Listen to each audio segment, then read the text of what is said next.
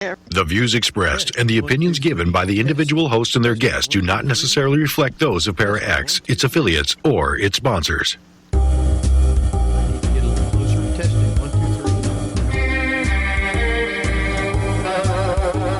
Step outside of your comfort zone.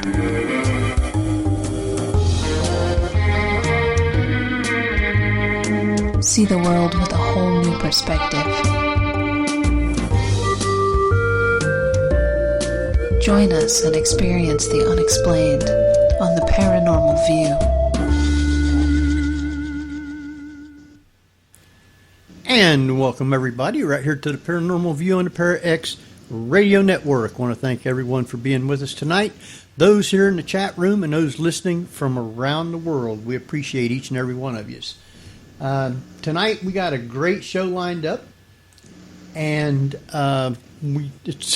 there's a lot to it, so we're not going to waste too much time going into different things. I just want to remind everybody, if you do have questions tonight, you can private chat them to H. Foister or Ceiling Cat, and we will get those answered for you. So with that, we got with us tonight Barbara Duncan. Good evening, everyone. And we have Jeffrey Gould. Hello, hello. And we got a great guest lined up tonight. I'm excited. So you guys might as well strap on because we're taking a trip. So with tonight. Go ahead, Jeff. I was just going to say, a certified practitioner of regression hypnosis and quantum healing hypnosis techniques. Our guest tonight is Kathleen Marden, who's a leading ufologist who since 1990 has been researching UFOs and the perplexing nature of UFOs and their non-human entities associated with highly advanced aerial vehicles. Her research has extended to archival collection and the U.S. government's involvement in investigating UFO and its major studies. Her interest in UFOs and contact began in 1961 when her aunt and uncle, Betty and Barney Hill, had their famous close encounters and subsequent abduction in New Hampshire's White Mountains. She spent 15 years in painstaking investigation of the Hill abduction case and continues to seek the scientific analysis of the compelling evidence. She's the author and collaborator of 5 books. Kathleen has worked on 3 comprehensive studies on nearly 5,000 experiencers, 2 of which she initiated and saw to the end. So welcome, Kathleen Marden. Marden with an M. Sorry. Oh, thank you. It's a pleasure to be with you this evening. I guess one of the main things, I mean, there's tons of stuff other than just this to talk about, but you did write the book or co-authored the book of Captured. Absolutely. It went into so much detail. I mean, it's told the story completely different than what most people just normally hear. I mean, you went into depth. Yes, and I wanted to separate fact from fiction. Back in the 1980s, I was reading newspaper articles, magazine articles, watching television shows that were telling the story of what happened to my aunt and uncle differently than I remembered it. And I thought, is it my memory, or is somebody fabricating information? And so I just slowly and methodically began my research and investigation. I did as thorough an investigation on the case as I could, going along the close encounter route with my aunt time after time. I'd drive her up there from Portsmouth and then would return home the same day. I drove along there with my husband. My husband and I even took the trip that Betty and Barney took on in September of 1961 from Niagara Falls up through Toronto, stopping about 112 miles west of Montreal, spending a lovely afternoon in Montreal, and then driving on the same old roads that Betty and Barney drove on. They were the highways then. We didn't take the new highways. We wanted to follow this route precisely the way Betty and Barney did. See the things that they saw. Stop at the restaurants they stopped at. And that's what we did. And I think that I did the most thorough investigation I could. I interviewed Betty time and time again, playing devil's advocate. Eventually, she gave me her entire archival collection. I'm the executrix and trustee of her estate anyway, so I prepared an archival collection at the Milne Special Collections Library at the University of New Hampshire. Betty and I are both graduates from UNH, so the archival collection is there. I also have my own copy of everything, and I even interviewed the original investigators who were still alive. So I did a tremendous amount of research over many years, attempting to separate fact from fiction. I wanted to know if Betty's dreams were precisely the same as the hypnosis sessions that she and my uncle Barney had. So I transcribed the hypnosis sessions. And I wasn't a very good typist in those days. It took me a long time. But by the time I finished, I think I'd just about memorized their statements under hypnosis with Dr. Benjamin Simon. So we can get into all of that in greater detail, but I'm going to give you a chance to ask me some questions. All right. So you mentioned that she had an archive of the research that she was doing. Was it similar to Spielberg's Close Encounters, where at post-abduction it kind of became an obsession of trying to figure out what happened to her? And that she was doing her own research to try to figure it out? No, she really was not. That was not part of the collection. What was part of the collection is the original investigative reports, letters to and from scientists. There was information that I wasn't even aware of because it had remained confidential at the request of the scientists who took part in it. And I have chapters in Captured, the Betty and Barney Hill UFO experience on that as well. There were the scientific reports from the early analysis of the evidence, and just a wealth of information. The Air Force Project Blue Book reports, the reports written by Walter Webb, who was an astronomer at the Hayden Planetarium, who was the original investigator for the National Investigations Committee on Aerial Phenomena. And I had met him several times and finally went to his home and interviewed him, and he gave me some of his files that were not in Betty's files. So that was really a great experience and contributed a lot of information that I didn't have. So Betty, later on in life, wanted to learn more about UFOs and ETs, and she spoke to many individuals who believed that they had been abducted, but she was highly skeptical of anyone who did not have the level of evidence that she had. And then some of these scientists asked her to take part in CE5 experiments, which are experiments where she attempts to call in craft.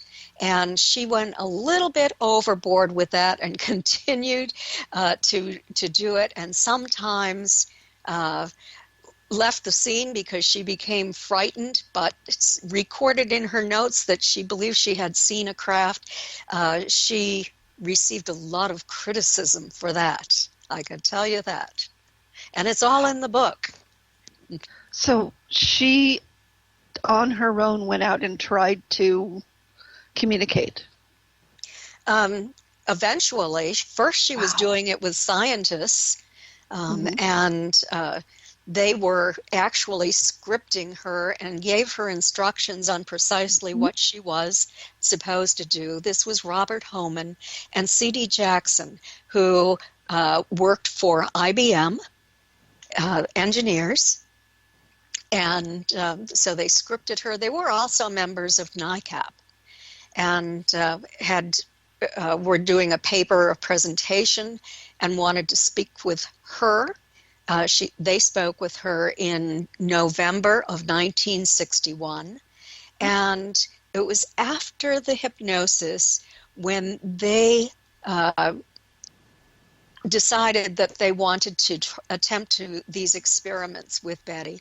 They had asked her to please contact them if she and Barney ever decided to have hypnosis and actually had it. So she was back in touch with them, and they talked her into carrying out this experiment, which she did. As I said, they scripted her, and she and Barney would go to my grandmother's house first. I lived across the street from my grandmother's house when I was a child with my parents and my two brothers. And Betty lived about 20 miles away. She was in Portsmouth, New Hampshire, and we were down in Kingston, a little bit inland, but fairly close to the coast. And so she would ask Kraft telepathically, night after night after night. She would try to be in contact with those entities who had abducted her and ask them to show their craft on my grandparents' farm, and then ask them to land their craft on my grandparents' farm. They saw them, other people saw the craft, and there were at least 2 landings on my grandparents' farm. There was physical trace evidence left behind, and at least one of those was investigated by NICAP. Okay. But when they landed, people who... Go ahead, Jeff. When they landed, nobody came out, though, right? Not that they could see. My grandmother was very frightened. She was one who saw the craft landing. A neighbor of ours was a commercial pilot, and he was returning home from work that night, and he saw the craft coming in too.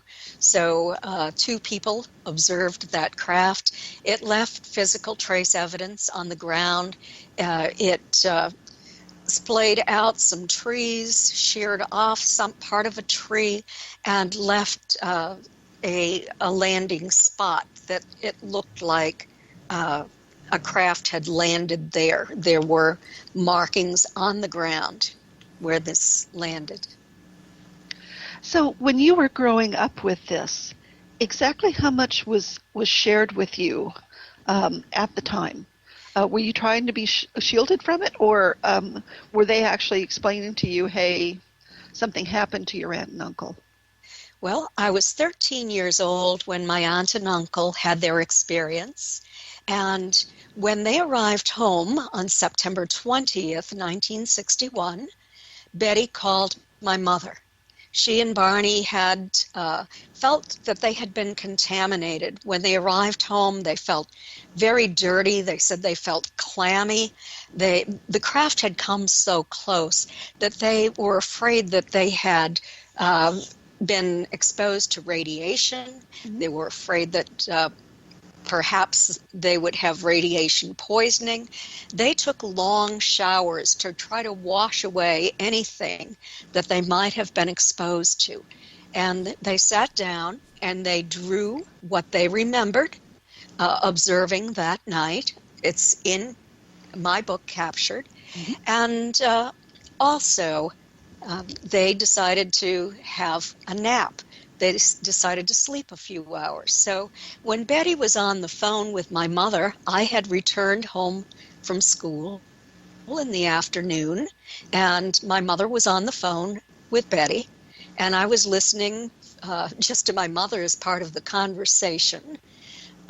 Betty wanted my mother to contact our neighbor, who was a physicist, and to ask him what she and Barney should do They were afraid, of course, that they'd been contaminated. And so my mother did call that physicist, and he suggested that if they had a compass, they should take the compass out to the car and see how the needle reacted. Now, that is not going to test for radiation. It will test a magnetic field. She did go out to the car, and she saw new shiny spots on the paint that hadn't been there the day before. And she placed the compass over those spots, and the needle whirled, indicating there was a magnetic field there. But when she moved the compass down to the side of the car, the needle just behaved normally, the way it should have.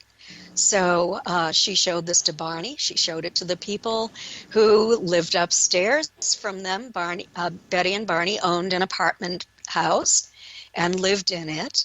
And within 2 days of hearing about this, my family and I drove the 20 miles up to Betty's and Barney's house, and we had the opportunity to see those spots for ourselves. And I had the opportunity to listen firsthand to Betty's story of what she remembered about the craft that came down so low, and she even handed her watch to me that was no longer working. I have that watch now, and it reads 5:15. So I think that what happened is that they had checked their watches at a little after 10 o'clock that night. As they were driving through upstate New Hampshire, they'd stopped for a cup of coffee, and they wound the watches. And when they arrived home in the morning, neither watch was working. So they wound them up and they set them to the time that it was when they arrived home. And so that's why the watch still reads 5:15, because those watches were broken. They never worked again. So after the abduction and they got back home, was there a part that they kind of like had pushed out of their minds to where they didn't realize that they had been abducted? Well, let me tell you what they remember just before the abduction. The conscious recall that they had was of having at least an hour of driving with that craft coming in closer and closer. And they stopped 2 times. And then it was coming in very close. And Betty wanted Barney to stop the car again. But before he could find a place to stop, the craft surged ahead and descended to within 200 feet of the road. And Barney then had to stop the car in the middle of the road so he wouldn't be directly underneath the craft. And he opened the door. Barney was a skeptic. He did not think this was possible. And he opened the door hoping that he was going to identify it as some kind of conventional aircraft. But there it was, like a big pancake, he said, hanging there silently in the air. And he stepped away from the car to get a better look. He had his binoculars to his eyes, and when he did, the craft shifted to an adjacent field and descended even lower to within 100 feet of Barney. He was still looking at it through binoculars. He walked toward it. He had the binoculars up to his eyes, and he was shaking his head, and he was saying, "I can't believe it. This is impossible. I can't believe it." And he'd take the binoculars down and shake his head, and still he'd put them up, and the craft was there. And through the binoculars, he saw what he remembered, never forgot, as figures dressed in black, shiny uniforms. And this was written, I know this is a fact because it was written in the report to the National Investigations Committee on Aerial Phenomena only a few days later. So as he's watching these non-human entities, he knew they were somehow not human, but he was so shocked that he had forgotten what their faces looked like. And so all but one turned in unison and walked to what appeared to be a panel on the back of a circular hallway around this craft. And he could now see them from the tops of their heads to their knees. And he saw arms go up, and when that occurred, little red lights started to slide out from each side. And that craft, I mean, it wasn't a rectangle or anything. It was an oval craft or a circular craft. But 2 lights came out. And then when that happened, something started to drop down out of the bottom of the craft. He thought it was a rope. Today we know it's not a rope. It is a kind of carrier beam that comes down a little bit at a time, and the entities come down on that beam and move the human up into the craft. So anyway, Barney at this point worried that they had a plan for him, and that plan was to capture him, he said, quote, like a bug in a net. And at that point, he became terrified. He pulled the binoculars away from his eyes and ran screaming back to the car, telling Betty that they had to get out of there or they were going to be captured. That's where the name of my book came from. As he was getting into the car door had been left open. As he was getting in, he noticed that the craft was now coming in his direction. He went speeding down the highway, trying to outrun the craft if it was indeed over the car. He told Betty to roll down her window and look up, and she did, but all she saw was blackness. Even though it was a bright light night, she was looking for the lights on the craft. She later realized that the craft was right over the car. And then, momentarily, she and Barney heard a series of code-like buzzing sounds striking the trunk of the vehicle. They caused the car to vibrate. It was a 1957 Chevy Bel Air, blue and white, and it caused a tingling sensation to pass through Betty's and Barney's bodies. The next thing they knew, they were 35 miles down the road with very little memory of what happened in the interim. They remembered finding themselves on a dirt road with tall trees all around. They remembered being stopped by a roadblock, and they remembered a fiery orb sitting on the ground, a large one, but they didn't know where or when that occurred precisely. And then they heard a second series of buzzing sounds, and they returned to full consciousness. They didn't see the craft this time.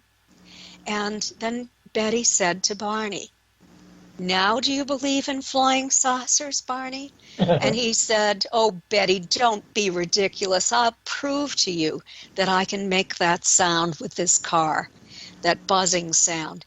And so he stopped the car and he drove it from one side of the road to the other, and he could not produce that sound. They drove on home.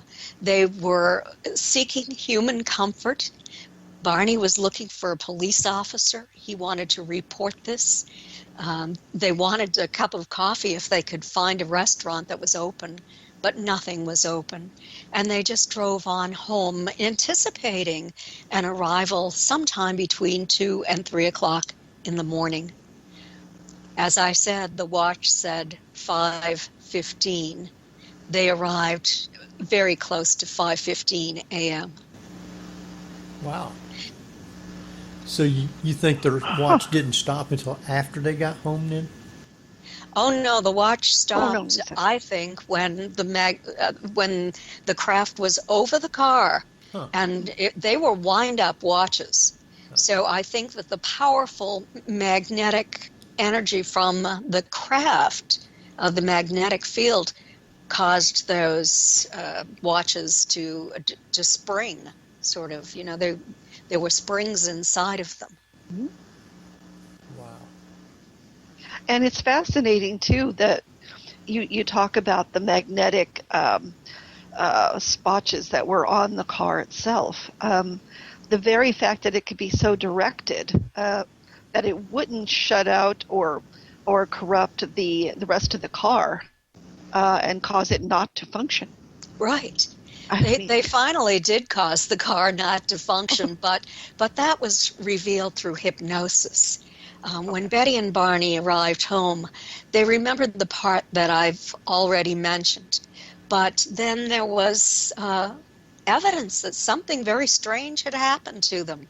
Torn clothing, tops of Barney's shoes were so deeply scraped that he had to buy new shoes.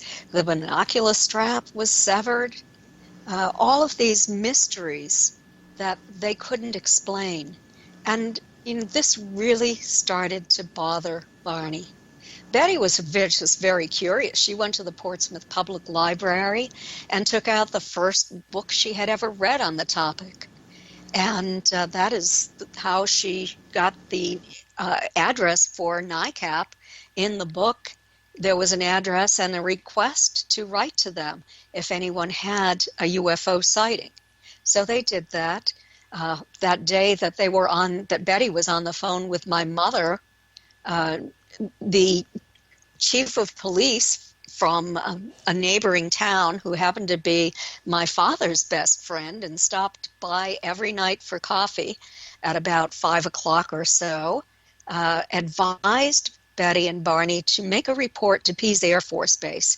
He said that Project Blue Book from Pease Air Force Base had gotten in touch with the police station and asked them to have people file reports with them if they had UFO sightings. So that's what they did. They were good citizens just trying to do the right thing.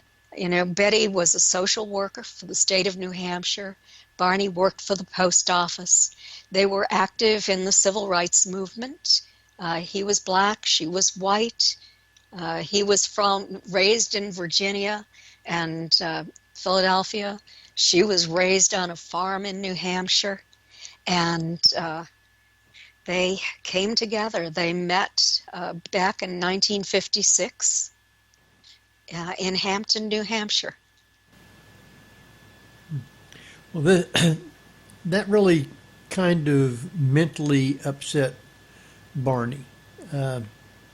He never could get past or get over it to where he could, I guess, function real good. He had difficulty with that. I think it's because he was the one who had the conscious, continuous recall of observing those non-humans looking down at him, feeling that he was going to be captured, and not knowing what was going to happen next, having this evidence that something that he couldn't explain had happened. He had not believed it was possible before it occurred, and he ended up having so much difficulty over all of this that he developed post-traumatic stress disorder. That's what we call it today. He had developed bleeding ulcers, high blood pressure. He had a tremendous amount of difficulty over all of this. He just wanted to forget about it, to let it go. Even before Betty called my mother, he said, "Betty, let's not ever tell anyone about this because no good can come of it." And so that was his plan, but that wasn't Betty's plan. She walked to the phone and phoned my mother. Wow. So Barney basically was exhibiting the same type of behavior that most assault victims would behave. Yes, absolutely. And this is the reason why he was referred to Dr. Benjamin Simon. Dr. Simon was a neuropsychiatrist, and during World War II, he was a colonel in the Army, and he set up the psychiatric unit at the Mason General Hospital on Long Island. And he had a tremendous amount of success in working with veterans or soldiers who were coming back from the war and had physiological symptoms that were psychogenically induced. And other psychiatrists were not as successful as Dr. Simon. He developed a method to get to the truth, to get to the precise thing that caused this physiological symptom, this conversion hysteria is what they were calling it back then. And so there was a movie even made about his work, Let There Be Light. It was a John Huston propaganda movie, and you would see a soldier go into his office who was wheeled in a wheelchair because he couldn't walk. And Dr. Simon did therapy with him and said, okay, stand up and walk. And the soldier still was not able to walk. And Dr. Simon got to the precise cause. There would be always something else, not just that one event, but other things in that person's life that all contributed to that. In this case, he wasn't able to walk. When Dr. Simon had finished his hypnotherapy with this soldier, you could see him playing baseball and running the bases at the end of the movie and then getting on the bus to go home to his family. So Dr. Simon was amazing. He was at the top of his field. He taught at Harvard. He taught at Yale. And he at one time had owned his own private psychiatric hospital as well. And so he was the perfect person for Barney to see. He did not believe that UFOs were real, but that was okay because Barney was his patient being treated for a medical condition. And Betty just happened to go along with him and asked to be hypnotized as well. So Dr. Simon agreed that he would see them, and he would see them separately. One would wait in the waiting room, which was soundproof and had very loud music playing, while the other one was in Dr. Simon's office in deep hypnosis, reliving the events that occurred, dating all the way back to their decision to make this trip until after they arrived home from that trip and for the next day or two. And he saw them separately. He reinstated amnesia at the end of each session so that they could not speak to each other about what they had remembered and contaminate one another's information. He wanted the separate story from each of them. Wow.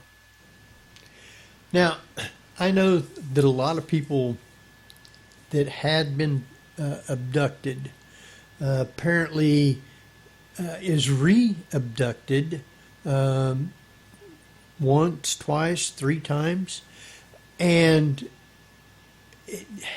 had Barney and Betty ever been re-abducted that they would have known about? Well, Barney, I am not sure about. My mother thought that he might have been because he was down behind my grandparents' house on the farm. He always liked to walk the backlands of the farm. when they would come down from the small city of Portsmouth, and which was about once a week, sometimes twice. And they weren't able to find him one day, but there was a craft seen down there. So we don't know if he was or not. Let me put it that way. For Betty, there is evidence in later hypnosis tapes that I have with Dr. James Harder. Dr. Harder was the leading abduction researcher in the United States back in the 1960s and 70s. And he worked for the APRO, for the Aerial Phenomena Research Organization, that was headed up by Coral and Jim Lorenzen. They were located in Tucson, Arizona. And so Dr. Harder had hypnotized Betty. I knew him, he's now passed, but he would visit and sometimes I was gone. I was off with my first husband to graduate school in Cincinnati, and I was going to graduate school part-time while he was full-time. And then I was in Colorado after that. But I would travel back to New Hampshire frequently on vacation. I was close to my family. So I saw Jim Harder when I would go back sometimes, and then when I moved back to New Hampshire in the early to mid 1980s, Dr. Harder also came to visit. He was hypnotizing Betty, and he worked with other members of the family as well. Wow.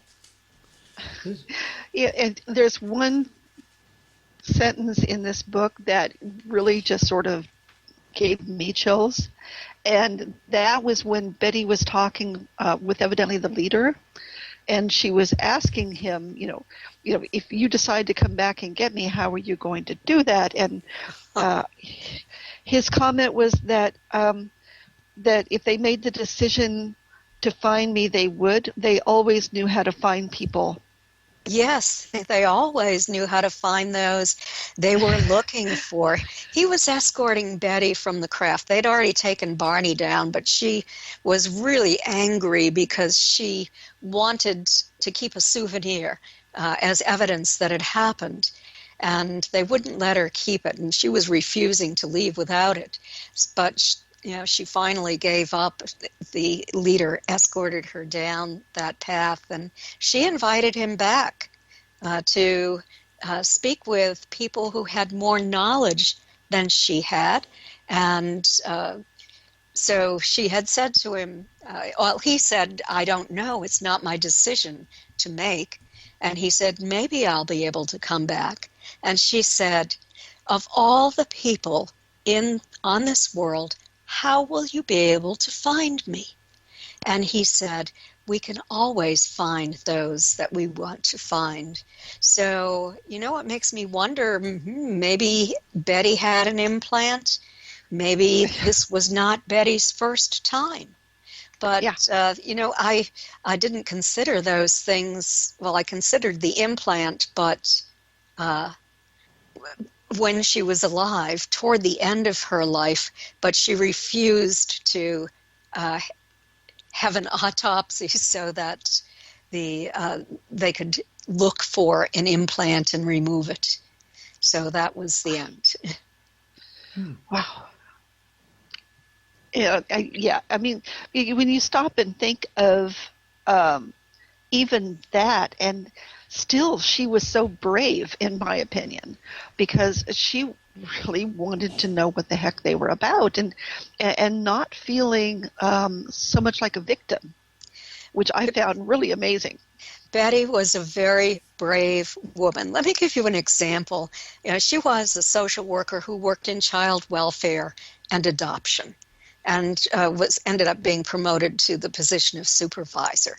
But one of her foster children, a teenage girl, was holed up in a hotel or a motel room with her boyfriend, who was an escaped criminal. And the police were outside, guns drawn, trying to talk this girl out. And so Betty got on the bullhorn and said to her in no uncertain terms, "I'm getting tired of waiting out here for you.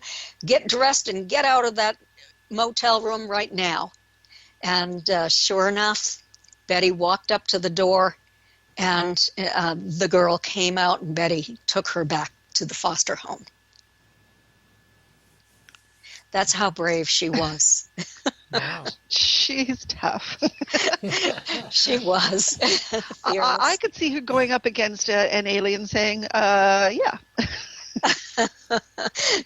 She would go up against anyone. Well, that's kind of evident because she was talking to the people in the spaceship. Yes, when she lost her fear of the leader, she did. Before that, she was terrified. She told me that there was one of the little guards who are about 3.5 feet tall. They're the typical grays. They might not even be sentient beings. Their heads are much larger in proportion to their bodies than the taller grays, who are about 4.5 to 5.5 feet tall. They only move when told to do so.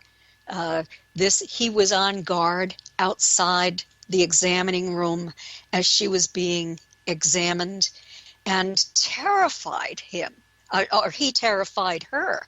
She closed her eyes through a lot of it because she didn't want to look at him. The taller ones were more human looking, but not human, resembled more of an Asian looking individual, but they were completely hairless. They did not have external ears. They had a slit for a mouth, fairly large slanted eyes that rounded around to the sides a little bit, and all communication, as far as I know, from what I've gathered from talking with Betty and listening to the hypnosis tapes too, where Dr. Simon asked about that, is that communication was telepathic. But Betty understood the one that she called the examiner, who was more like a physician, and to have an accent. And when they opened their mouths to speak with one another, she and Barney actually did hear a sound that was more like a mumming or a humming kind of sound. Which is probably the way that they really communicated. It's fascinating that somebody can come back and tell things like that. There has supposedly been all kinds of abductions, but not many people, I guess, are able to come back and describe things like the way that she has.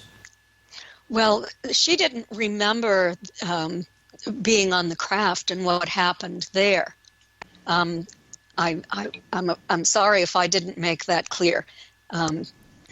They remembered everything that I said up until the time they arrived home, and after that, from the beginning of their trip. But the part that they didn't remember, that was sandwiched in between those conscious memories, was the part where they were abducted by these non-human entities, taken to craft.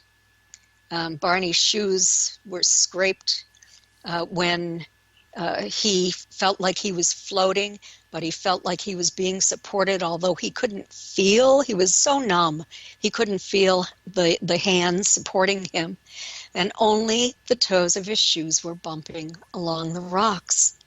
Betty was being escorted, and when they were ready to take her onto the craft, she fought for her life. That's another example of how brave Betty was. She kicked the entity next to her, and in doing that, she tore the hem on her dress down and tore the lining from waist to hemline.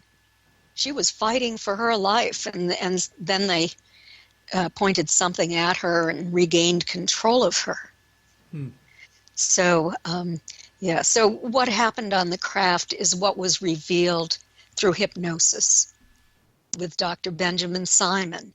And Betty and Barney saw him for hypnosis sessions every Saturday for about 4 months. And then he saw them together, and he played the tapes back to each of them.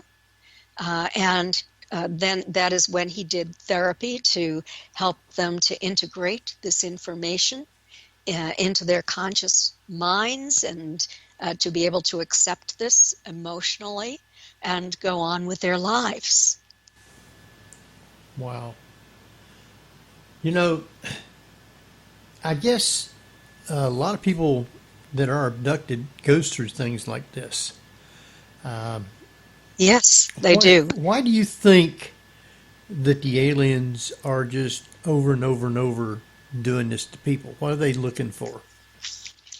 Well, I have taken part as a researcher in 3 major studies on experiencers. The first study, we had a control group, 2, of people who were not experiencers. The second study was done with the Edgar Mitchell Free Foundation, and I am on their board of directors and also a research consultant with them. So I helped to write the questionnaire, experiencer questionnaire, and they had 3,200 people when the scientists who were involved evaluated and did a statistical analysis on the evidence. And then I did a 3-year study through MUFON's experiencer research team with Dr. Don C. Donderi. And Dr. Donderi was a psychologist, a research psychologist at McGill University in Montreal during his professional career. He has had a long-standing interest in UFOs and contact. And also I had Dr. Michael Austin Melton on the team. Craig Lang and also Denise Stoner were on the team who took part in this survey, writing it. I did, and Dr. Donderi and Stanton Friedman all did statistical analysis. And I wanted my work checked to make sure it was accurate. So they looked it all over for me. So why are people taken time and time again?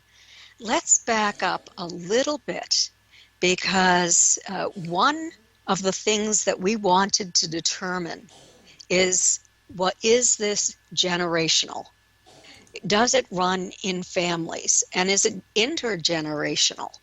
And we discovered that 50% of the experiencers overall, everyone who took part in the survey, said they were aware of other family members who had been taken, and 60% of the group of abductees. And that was determined through interviews and through Dr. Donderi, who administered and the American Personality Inventory.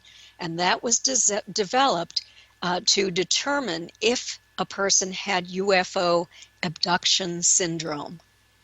So they had the knowledge and the emotional signature of having been abducted. And so 60% of the abductees were aware that this ran in their families. And why are they taken time and time again? 54% of our group had been taken 4 times that they were aware of.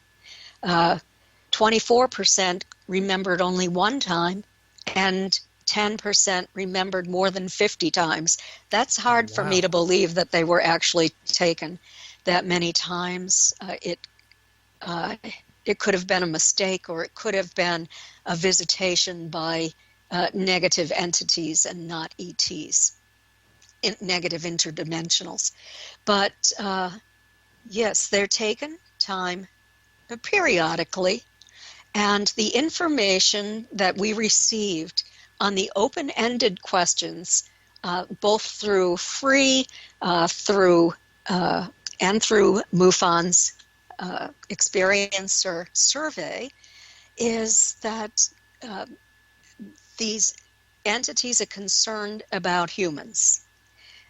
They are doing studies. They're doing genetic studies. We know that they have had a hybridization program ongoing from probably the 1950s, from the cases that I have investigated. And they are looking for an upgrade in humanity. With the experiencers, they want to make certain changes in humans so that we will be less primitive, because they're extraordinarily concerned that we will have a nuclear war and there will be an environmental collapse. They say it's happened on other planets. They say that our technological development is out of sync with our spiritual growth. And they are attempting to raise spirituality among humans in order to try to save this planet, because they have told people that they have seen life end on other planets, terrible environmental collapses, and they don't want that to happen again. Major General John Alexander Samford was at the Pentagon in 1952, and he called a press conference. This was the largest press conference since the end of World War II. And he and others spoke to people all across the United States who were so interested in the UFOs seen over Washington in July of 1952. And Major General Samford began his speech with a statement. And what he said is, these phenomena date back to biblical times. In our past, they have come back about one time every 100 years. And he said, but they came back in this century and they didn't go away. And he said the Air Force is studying this carefully and conservatively. We're not going to be too upset about this. It's going to be very methodical. But what he was saying is, this has been going on for a very long time. So these entities have told experiencers that they have had a long-term interest in our planet, and they stayed here because we had developed nuclear capabilities. They eventually saw that we were capable of going out into space, and they certainly, I believe, would want to protect themselves from humans whose major activity is tribal warfare.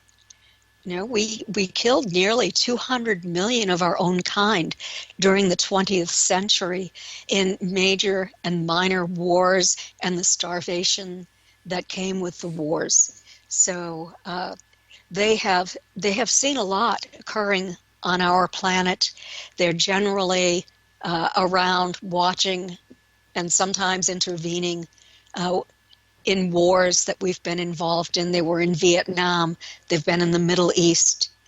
And so they have a real interest and worry in human behavior. So, in your estimation, when people tell you that they have seen grays or other types of extraterrestrials, is it an indication that they have been abducted, or is it sometimes just random sightings? Well, there are some individuals who have seen the non-humans through the windows of craft and who believed they had not been abducted, but did not want to explore that any further. So let me throw in that little caveat. But for the most part, if a craft comes within 500 feet or less away from an individual, it's generally there to pick them up. We asked, have you observed craft at 500 feet or less among the experiencers overall? They said it was 65%. Among the abductee group, 70%. And this carried through to their families too. The families had observed these craft. Wow. What we have discovered in our study is, and it agrees with the academic research that has been done on experiencers, particularly the Omega 1 and 2 studies that were done at the University of Connecticut.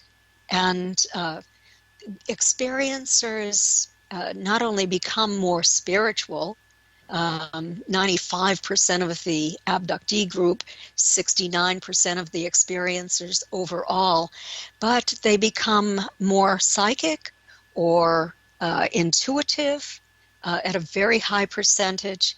They become empaths, where they can feel another person's emotions. And I've thought about that. The best way that an extraterrestrial can change a human is to cause that human to feel the pain that they cause to other humans, or that they inflict on other humans. You won't want to harm other humans if you feel their pain.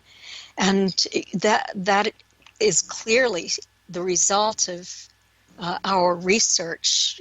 This is occurring at such a high percentage. It cannot be ignored. Go ahead. Okay, so I have taken one of the questionnaires, and I'm not sure who did it. It was so long ago. But you bring up a very good point, because one of the questions is how do you feel about stories of people being tortured, etc., along those lines, and can you empathize with that? So I'm beginning to wonder if you're right on the mark there about some of what's being inflicted is the equivalent of a galactic taken behind the barn and spank 'em sort of thing, for lack of a better way of putting it. But is it more of a teaching approach? It is, I think, a teaching approach. There is this transformation. The thing that is so interesting to me is that experiencers have all of the symptoms of near-death experiencers. And that was part of this Omega 1 and 2 study. They had two groups, one near-death experiencers and one UFO abduction experiencers. And then they also had a third group of people from the general population. And so compared the results of these groups. And it makes me wonder. I've talked to 3 physicists about this, people with PhDs, and what I asked is it indeed scientifically possible for experiencers to be taken through a solid surface, such as a wall or a ceiling or even a glass window. So many people have said they have been taken directly through. And so the scientists all said, yes, it is possible. They said, theoretically, everything has a vibrational frequency. And when you have that vibrational frequency, if you can line up the frequency and the mode, then atoms can interpenetrate. So in so many of the early hypnosis sessions that were carried out, the experiencers, when they were taken into this beam, felt as if they were coming apart.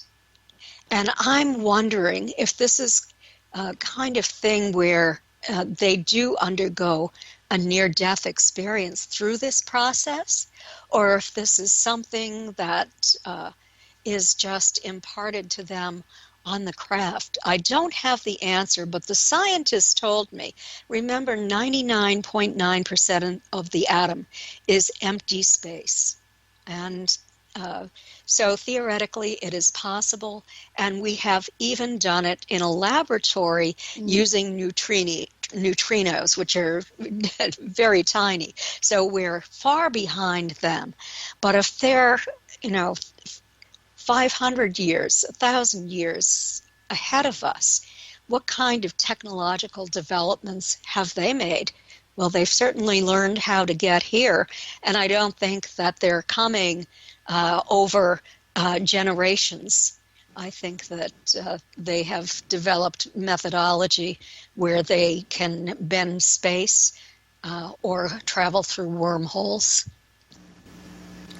Wow. All right, we're going to go ahead and take us a quick break, be about 6-7 minutes, something like that. So give you time to stretch your legs. And Kathleen, just remember your mic will be live. Just either mute your mic or don't say anything. You'll hear it when we come back on.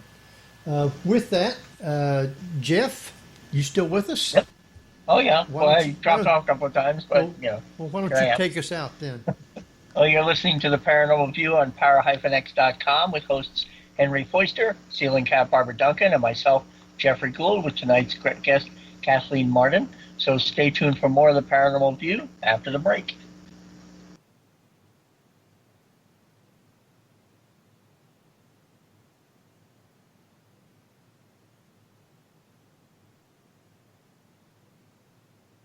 Are you psychic? Do you often have dreams that come true? Do you have an interest in hypnosis or astrology? If you'd like to learn more about classes, events, and books on metaphysics, then go to our website, www.theartofmediumship. This is Elaine Kosmeskis, Director of the New England School of Metaphysics and author of The Art of Mediumship. What happens to a ghost when their home is torn down? No one thinks of the disembodied when they rip down old buildings, dig up cemeteries, and build clean, unhauntable condos. Every year, hundreds of spirits are driven out of their own haunts by the careless living to exist alone with no one to scare. At Para-X Radio, our hosts feel the plight of these evicted disembodied, and we're reaching out to you to please open your heart to one of these lost souls, such as the ghost soldier of the General Wayne Inn or the abandoned spirit cat of Benjamin Rush. So please, please, let a little spooky into your life. Won't you open your house to a ghost without a home? Para-X. UFOs are found in Renaissance art, on ancient coins, and etched on cave walls. They are even reported in the Bible. But more surprising is when UFOs are seen the most, in times of war. Through centuries, thousands of UFO sightings have been made by high-ranking officials, military pilots, and ordinary soldiers. Often, these fantastic appearances occur at the height of great battles. From World War I to D-Day to Korea, Vietnam, and beyond, military investigators are baffled. Why do UFO sightings spike so drastically during wartime? Could it be mistaken aircraft, or is someone or something looking in on us? In UFOs in Wartime, What They Didn't Want You to Know, Mac Maloney chronicles centuries of these incredible sightings and tries to solve the puzzle of why so many UFOs are seen while humanity is at war. Read about the scare ships, the ghost planes, and the ghost rockets, alien giants in the jungles of Vietnam, UFOs controlling our ICBM bases, dogfights with flying saucers during the Gulf War, and more. 300 pages of unbelievable stories, along with many startling photographs. That's UFOs in Wartime, What They Didn't Want You to Know, by Mac Maloney. On sale at your local bookstore or on Amazon.com.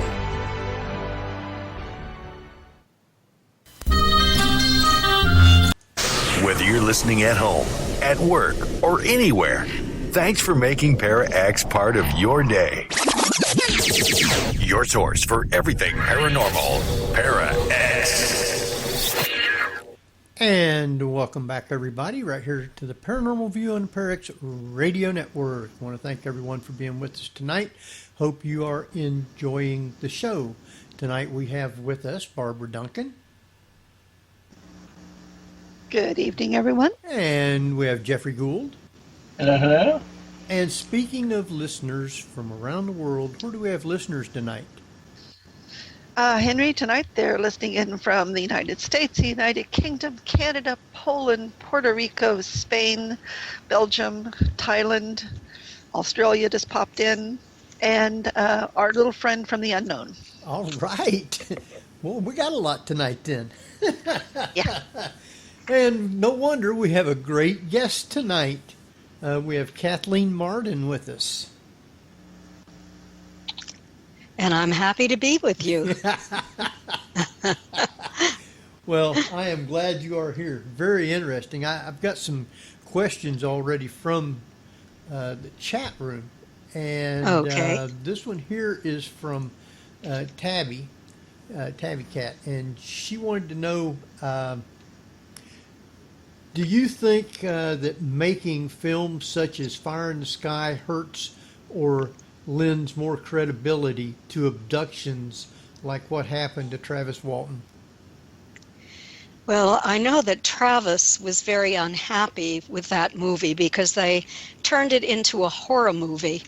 And so it causes people to become terrified of the non-human visitors. And,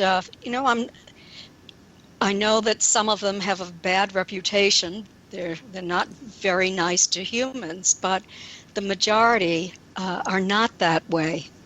And when it is portrayed as a horror story in the media, it makes a lot of money. Fear sells.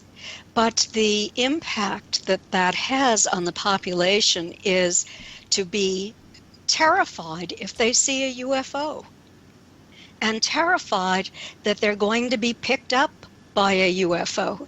They're probably not, because these entities pretty much have the people that they are working with, and they've been working with generations of abductees, contactees, whatever you want to call them, experiencers, for generations.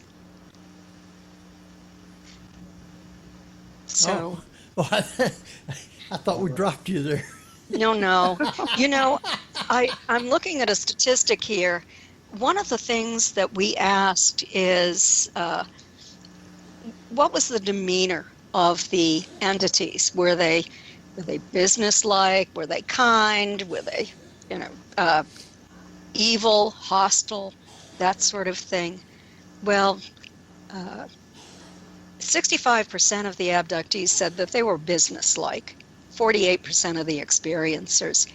but less than 6% said that they were hostile or sadistic. So, I mean, it's unfortunate that there is a small percentage, but that appears to be the focus of the television movie media. Wow. Well, I had another question, and it was about the star map. When I guess they give her the star map, but she didn't remember it until it was under hypnosis.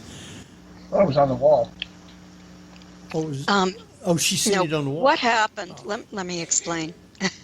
Because there are so many false stories out there that people become confused. So I'll tell you what really happened. After Betty's examination was finished, she began to trust the leader because the examiner had done something to her that caused pain. And the leader took her pain away. So the examiner went in to examine Barney. There was only one on the craft, but, they were all set up to do these exams. And so Betty decided that she would speak with the leader.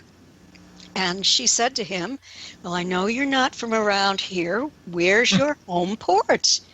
And so he produced this three-dimensional star map. She's described it as like looking out a window. Later on, she said it might have been a hologram, but when she saw it, we didn't even have holograms. And and she did have a dream too. One of those 5 dreams that started 10 days after the experience. She had only 5, and some of those dreams were things she remembered. Some of the dreams were things she hadn't remembered. But in the dream, the entities didn't look like the ones I've described. They had black hair and looked very human and were wearing blue cadet uniforms, so totally different. But in the dream as well, Betty was shown a star map that pulled down from like the ceiling, just like in a 1961 classroom anywhere in America. And so that was the dream. But when she remembered this under hypnosis, it was she saw it in 3 dimensions. And there were 2 stars in the foreground. One the size of a quarter, one, probably closer to the size of a nickel. And then there were 4 more stars that were connected by solid lines. One of them ended up being our sun, but she didn't know it at the time. 2 lines to that, 2 lines to 2 others, and 3 lines to 1 other, and then 5 lines between the 2 large stars in the foreground. Also, there were other stars that were connected by dotted lines. And then there were 3 stars that were not connected at all. The dotted lines, Betty understood, were expeditions. Just maybe, I don't know if they'd ever been there or if it was just a plan to go there. And then, of course, there were the other 3 unconnected, so I guess no plans to go there at that point. So Betty, under hypnosis, remembered this star map, and Dr. Simon told her, gave her the post-hypnotic suggestion that if she could remember it accurately, and if it didn't bother her too badly, that she could go home and draw it and then bring it back into him to show him. So she did. She went home and she drew it. Fortunately, she had a photographic memory, but she was a little worried about perspective. I can't imagine trying to just put a 3-dimensional map on paper, but that's what she did. And a woman from Ohio, a brilliant woman by the name of Marjorie Fish, saw that star map in the first book that was ever written as a result of, well, it came about because Betty and Barney's story went public as the result of a violation of confidentiality in 1965. It was just devastating to them. And then they agreed to permit a professional writer to write their story. And so that map was in that book. Marjorie Fish purchased the book, saw the map, and she was an amateur astronomer. So she wondered that if this star system, these stars, are somewhere in our local galactic neighborhood, out 54 light years from our sun, would she be able to find them? And so she went to the university. She couldn't take the astronomical catalogs out. She had to sit and copy the distance data by hand and all of the characteristics of those stars as well as the distance data. And then she would take the distance data home, and using beads of various sizes and colors and monofilament line and a three-dimensional frame, she constructed star maps in all directions from our sun, out 54 light years. In all, she constructed 14 over 4 years, and she still didn't have a match. So in the interim, while she was doing this, she was talking to Betty, writing to Betty, going to New Hampshire from Ohio to visit Betty and interview her. So she finally went to the university again in 1972, and a new astronomical catalog had been released. And there was new distance data because our astronomers were able to more precisely estimate the data, the distance data between the sun and those stars. And so Marjorie Fish used all of the new information in those new catalogs and went back and rearranged some of the stars with the new distance data, and then put 3 stars on that hadn't been there in the first attempt, the first 13 or 14 attempts. They were now known to be within 54 light years of our sun. And she had a match. So the next problem was, how was she going to find anyone who, any scientist who would vet her work?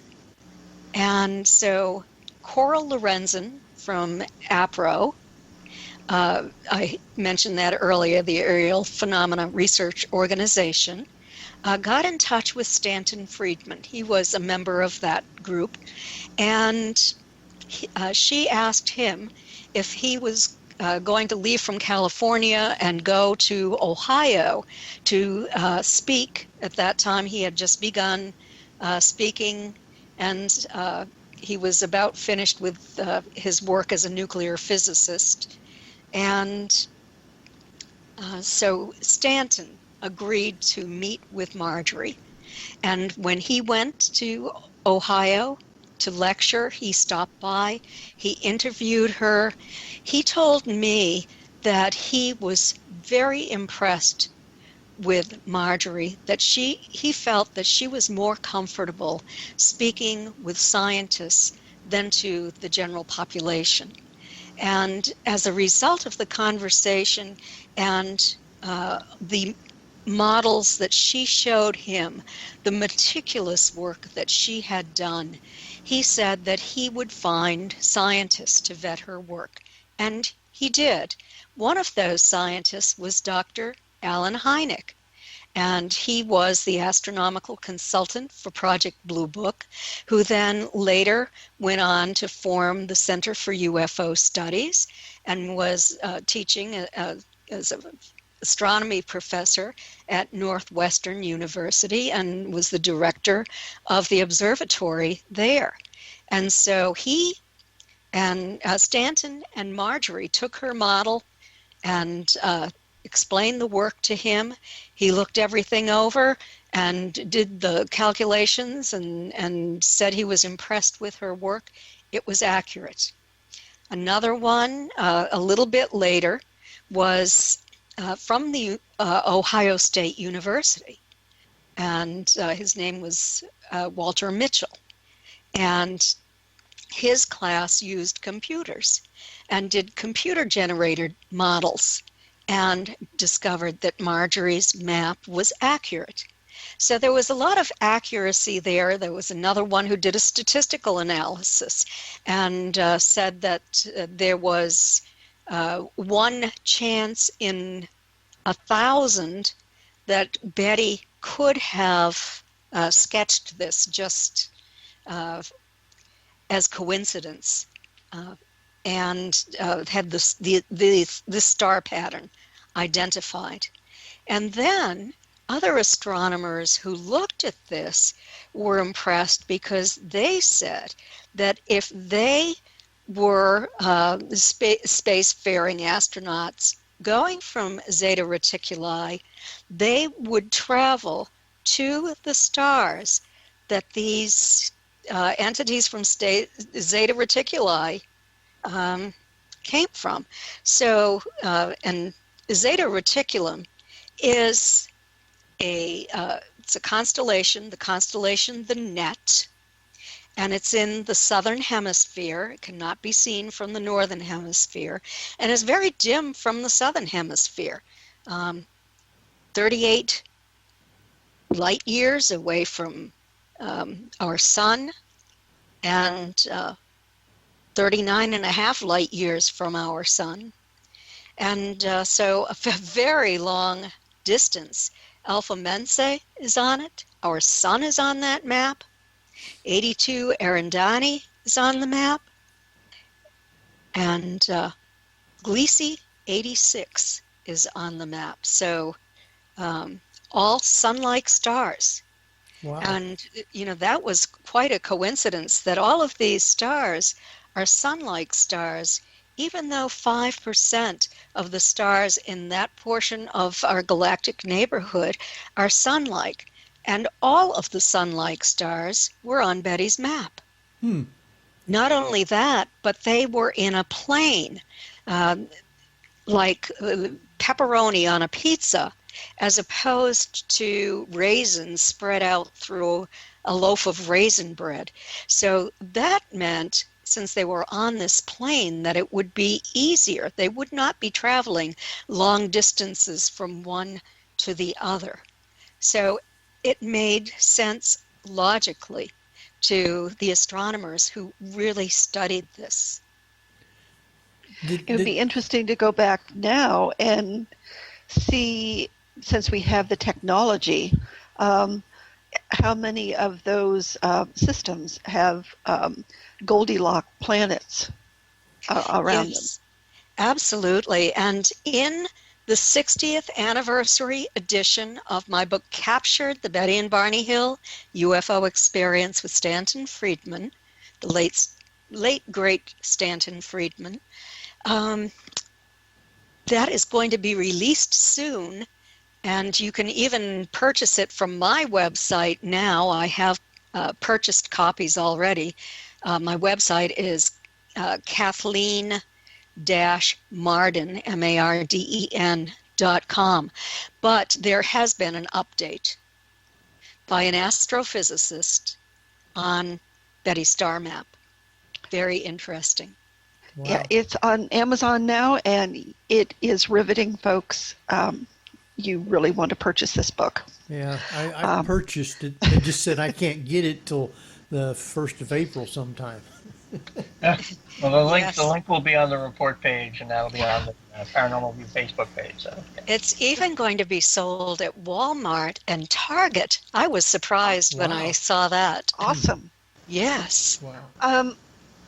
I guess my next question is, with the latest congressional action that requires the government to start releasing more information. Have you been able to uncover any evidence that may have been hidden from your current research or previous research concerning Benny and Barney's abduction? No, I haven't. And I have to tell you that I know that when this story went public back in 1966, the Betty's and Barney's file was sent from Wright-Patterson Air Force Base, where Project Blue Book was located, to the Pentagon. So I know that there was great interest in them at that time. And in the book, I wrote about two Air Force officers who were did a graduate work, had to write a thesis, and the thesis they wrote was, should Project Blue Book be reopened? And they discussed the case, and they had information that I was, and no one else was able to find. So, and that is in my book, captured as well. So you'll be able to read that there. But fascinating. It's a fascinating case. I have absolutely loved doing my investigation and research on this for now 31 years. And there is an update of the new scientific analyses of the evidence as well. As science has moved along, as our technological development has moved along, there have been new discoveries on that dress. And because I can't tell you what they are, you have to buy the book to read that chapter. Well, I will soon. Well, I hope it arrives soon. Now, did they happen to tell her roughly maybe how long it took them to travel from these places to here? No.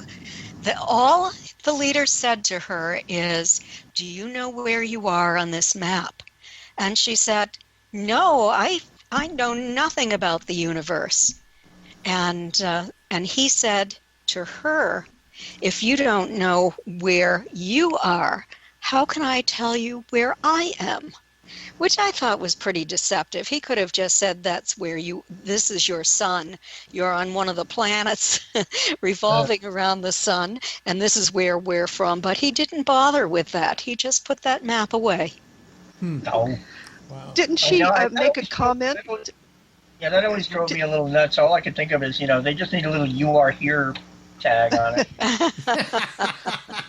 Well, didn't Betty make a comment about she thought that the leader thought she was stupid? No, she did not. She never said that to me. They were interested in what she had to say, but he didn't tell her she was stupid because she didn't know where. No, they didn't insult her.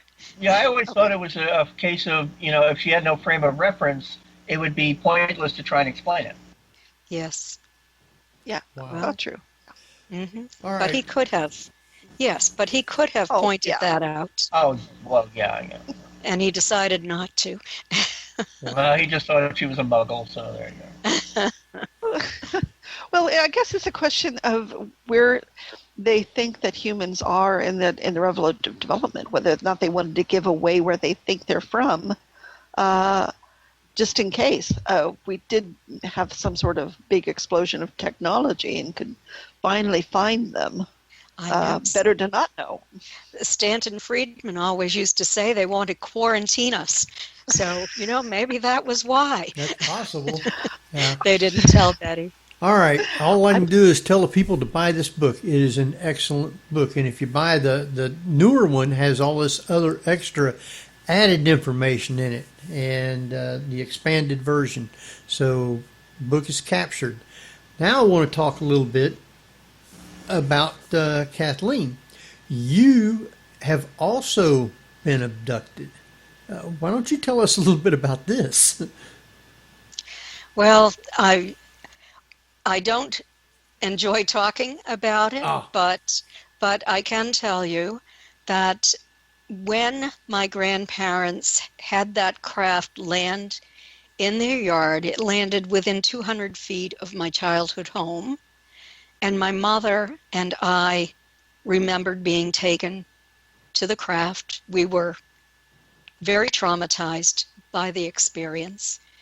Dr. James Harder worked with both of us, hypnotized us, and so I really did have post-traumatic stress disorder for many years, because periodically I would be taken again, and I had memories. I had conscious recall of part of it, and I was awake when it happened, when I remembered it, and I had a really difficult time overcoming that.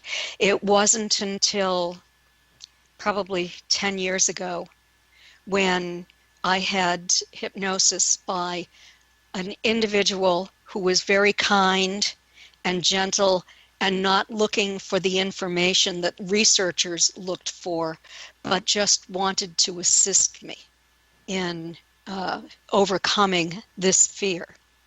And I became part of a support group as well, and it really, really helped. I lost my fear. I'm, as you said earlier, I'm a hypnosis practitioner.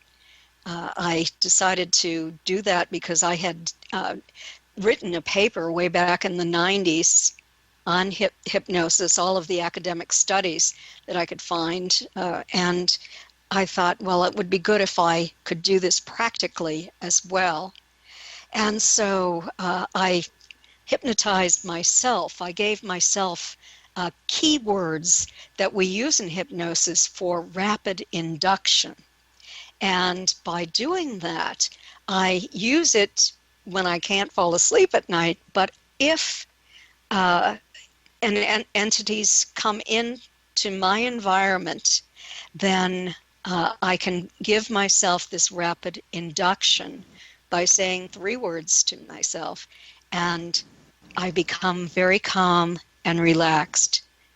And so it really helped me a lot. And you know, I have no memory of having a hybrid children.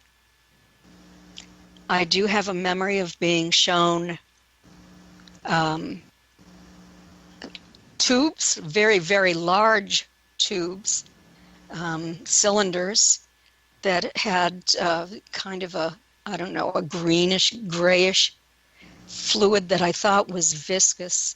And there were fetuses developing in those. I don't know if they were grays or if they were humans or what they were. I just remember being shown those. I was treated well, very nicely, respectfully, and I finally overcame my fear. And during my hypnosis sessions, I remembered them calming me and telling me, we won't harm you. You have nothing to be afraid of. We love you. And they weren't just saying love, they were throwing love.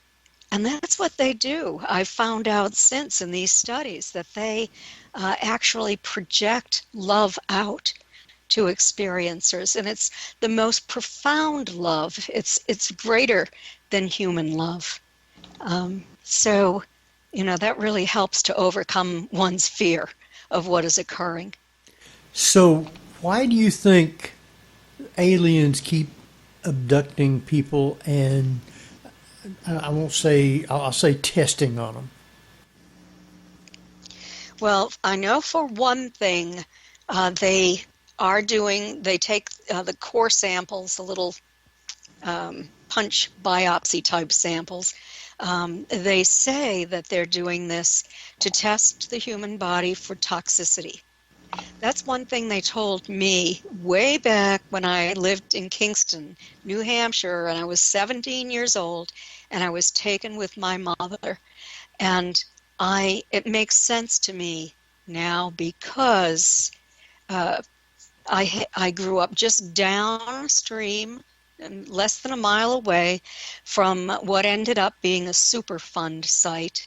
There were neurotoxins leaching into the lake near my house and into the well water of the people who lived there. All of the children were born with learning disabilities.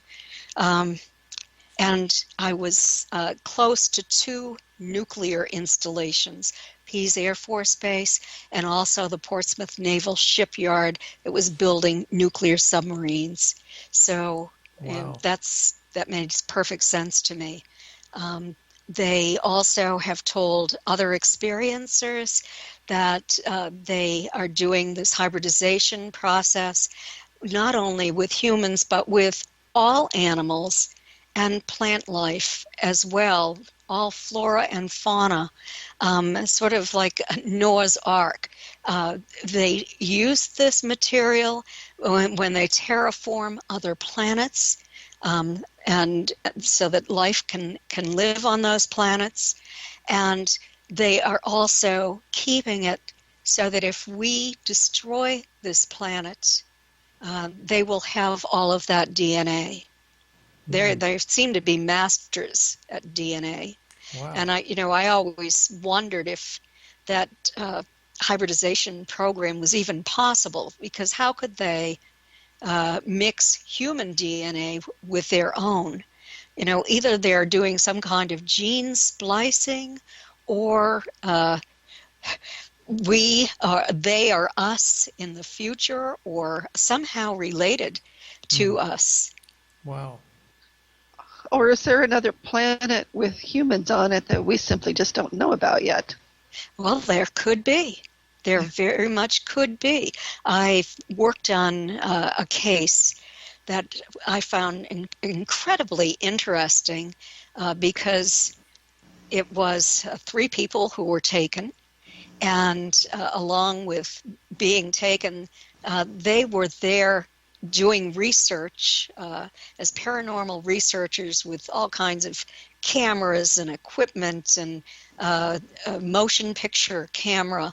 And craft came in, and it was next to the moon, and they saw it coming in fast, and they were trying to communicate with it. It was kind of a CE5 experiment. And the next thing they knew, the things that they were holding in their hands were no longer there. They were reeling back and forth and feeling nauseated. They went into the experiencer's house, and his wife was there and said, "Where have you been? I've been looking for you, and you weren't there." And they were amazed that it was now 1 o'clock in the morning. They were missing nearly 2 hours time. And long story short, 2 of those experiencers met up with human types on that craft and were informed that they had once lived on our planet hundreds of thousands of years ago, that there had been an environmental collapse here, and that they had the technology to move on. Very few did. The others most people had to stay here and die, or except for those who maybe were not affected by the environmental collapse, and there was still vegetation and animals. But these humans went on. They found a planet, they said, that is in twilight most of the time, but they were able to settle there, and they just come back to our planet to check on our development periodically. They don't take anything from us, they said, but they were us at one time on this planet. So when you say humanoids, you mean like Nordics? They looked very much like Nordics. They had kind of light brown hair, long hair. Yeah. They were wearing a certain chevron emblem on their uniforms. There were men and women. Pardon me? I said I didn't know they had corporate sponsors. Sorry. So a very interesting case with a lot of evidence, because that video camera did not shut off immediately, and they were able to capture video of the non-humans coming into the human environment on a blue beam and dropping off that beam and hitting the ground. Wow. Pretty amazing. Very amazing. That would be interesting, I guess, and to think about stuff like that. Yes. And the experiencers have copyrighted all of that film, but they have given me permission to show it at the conferences that I speak at this year. So I know that, I'm hoping that 2 conferences are going to be on. They're planning it. If I can't do it this year, I'll have to do it next year, but I do have permission from them to introduce them to America and the rest of the world, I guess, and to show their film. So where's these, hopefully, 2 conferences going to be at this year? Well, I'm going to be speaking at the Roswell UFO Festival over the 4th of July, and we think it's a go. We're expecting a large crowd. We've been vaccinated and are ready to go, even if we have to wear masks. And then the other one is in northern Michigan. And if you go to my website at Kathleen-Marden, MARDEN.com, I have a section on the menu at the top that says conferences or speaking engagements, something like that. Just click on that and you'll see the conferences that I am aware of that are so far on for this year. I know a lot of people aren't having conferences. They're just thinking about doing online conferences. But these people are hoping to have physical conferences. And, I just can't wait. I just love working at conferences, lecturing, showing my PowerPoint presentations, and speaking to the people who come to my vendor table, because most of them have had their own UFO sightings or contact experiences, or they're scientists who are very interested in the topic. Wow. And I just put those links in chat, so those of you in chat, you can see that. Great, thank you. Las Vegas, Nevada, in July. Well, the MUFON was planning one at Las Vegas, and but it isn't on MUFON's website anymore. So I don't know what's going on. I looked at the website today, and it wasn't there. And so I guess stay tuned. Well, I think I had MUFON up there, but I just heard that they had taken it down. So maybe it's on and maybe it's not. I don't plan on going there this year because I'm not a speaker, and so I would have to pay, and since I haven't been working, I can't do hypnosis sessions. I can't speak at conferences. My income is pretty much gone, except for the television shows that I've been on. I know what you mean there. That's for sure. I haven't. I also do paranormal investigations, and I get to go to places and do my show live and stuff like that. And I haven't done anything since 2019. I think last one we did was in Gettysburg in 2019. That's been it. Yes, and the last live conference that I did was in 2019. Yeah. And every one of them was canceled for 2020.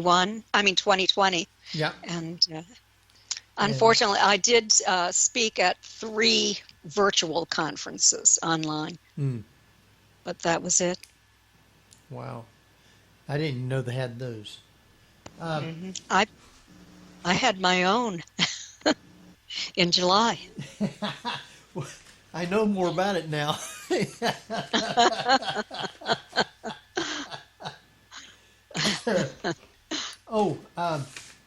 One of the other questions I wanted to ask you was about their car.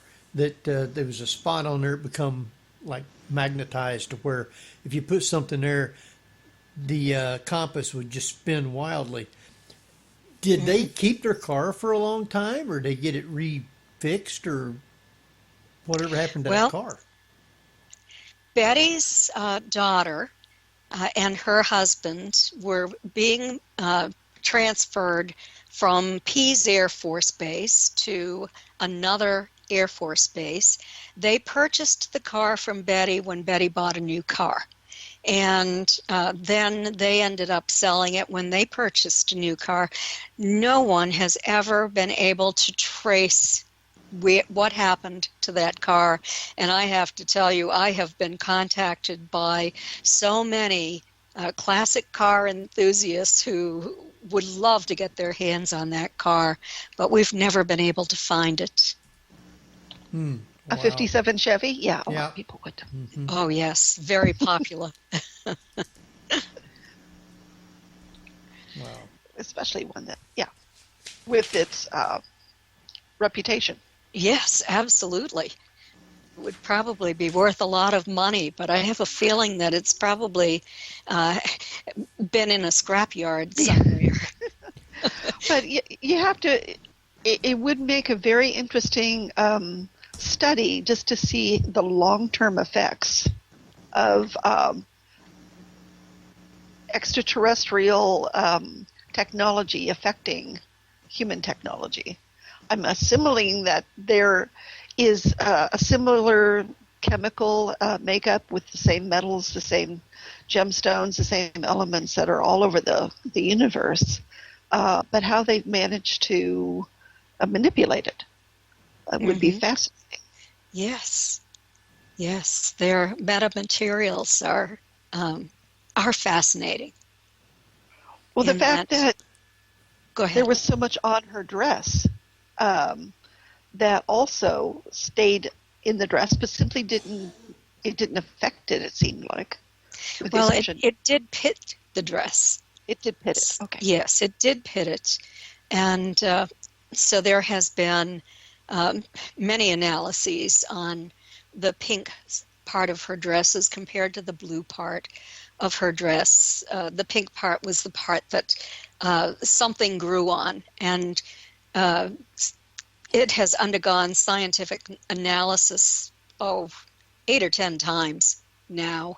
The dress is now housed at the University of New Hampshire archival collection. And so just recently, scientists have done analysis on the dress and have new findings that are in the new book, the 60th anniversary edition as well. And so get that so you can read it.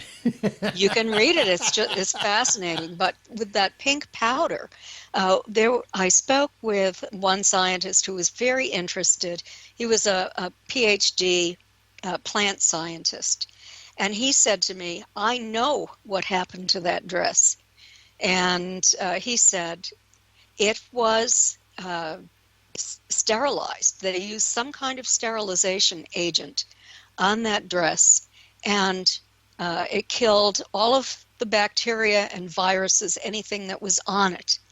And the extraterrestrials transferred from their hands the yeast, he thinks it's yeast, onto the dress when they wrapped their very long fingers around her shoulders and under her arms to escort her. And when they removed the dress, it dropped to the floor. So the hem area is heavily saturated with that pink powdery substance, and and the sleeves of the dress. The bodice area around her waist is not saturated at all. It's just blue. So, but he thinks that yeast grew on it and then died when its life cycle was over. There was nothing more to feed on, and that it was transferred from these entities. And by coincidence, their dog Delcy developed a fungus infection on her back. After that, she was with them in the car, and she was a little dachshund. And Barney's clothing was sent to the dry cleaners immediately. He was wearing a suit, tie, shirt, and so it didn't develop a pink powdery substance. By the time they unzipped his fly, they knew how to unzip a zipper. They'd already destroyed Betty's, so she showed them how. That's funny. Yeah. No, I find that yeah. Forensically, it's perfect because you explained it now as to how the dress came off and landed. It would make complete forensic sense why there's nothing on the bodice, but on the hem and the Yes, and other scientists agree that they believe that. And Phyllis Budinger from Ohio is an analytical chemist. She has a master's degree in chemistry and worked for BP Amoco, formerly Standard Oil, for 30 years, I believe it was.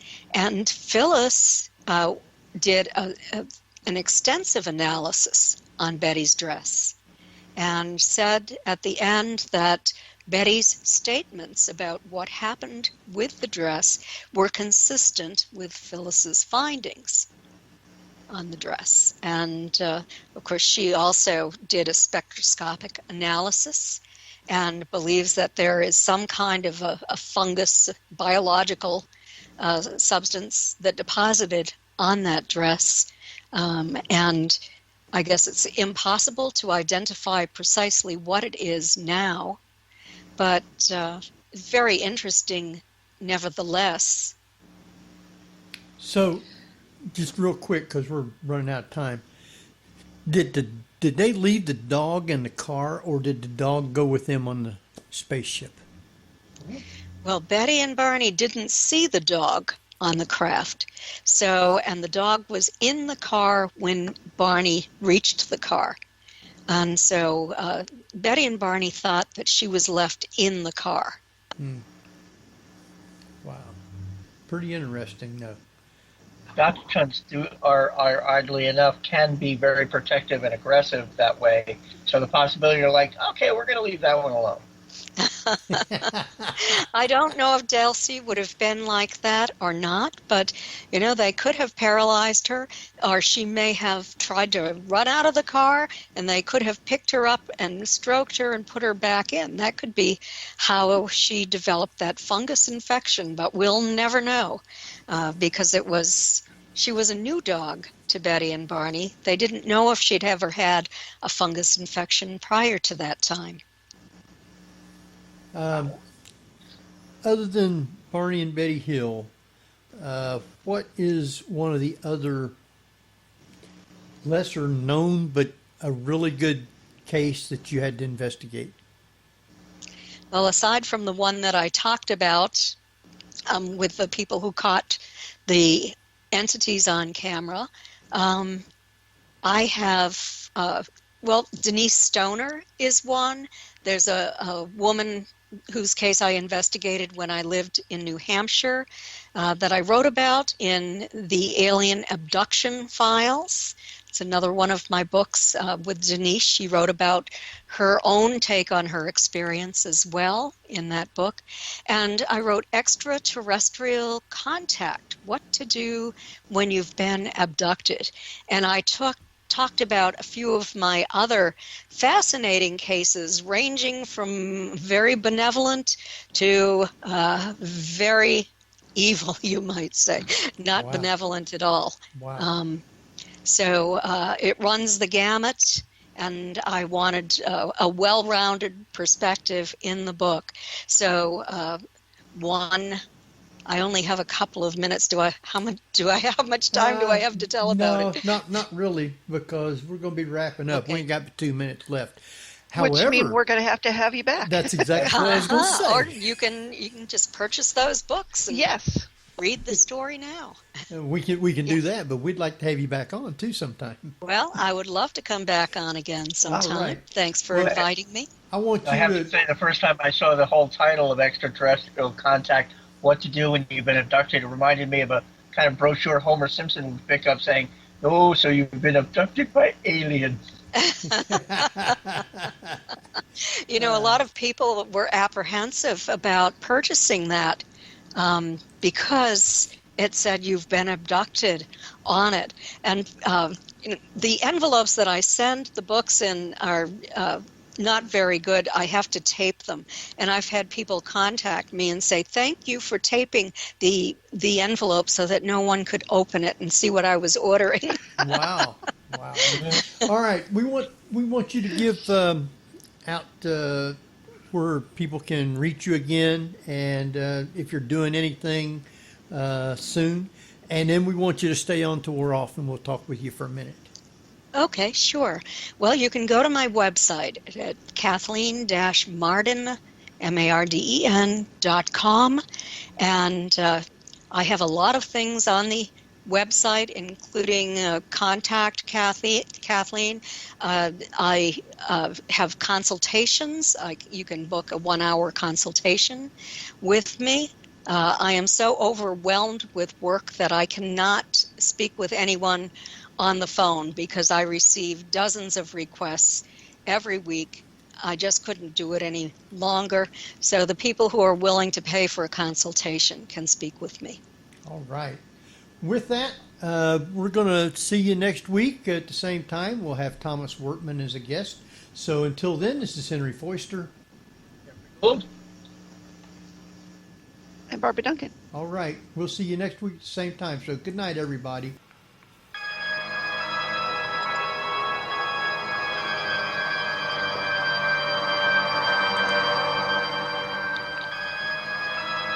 You've been listening to the Paranormal View on the ParaX Radio Network.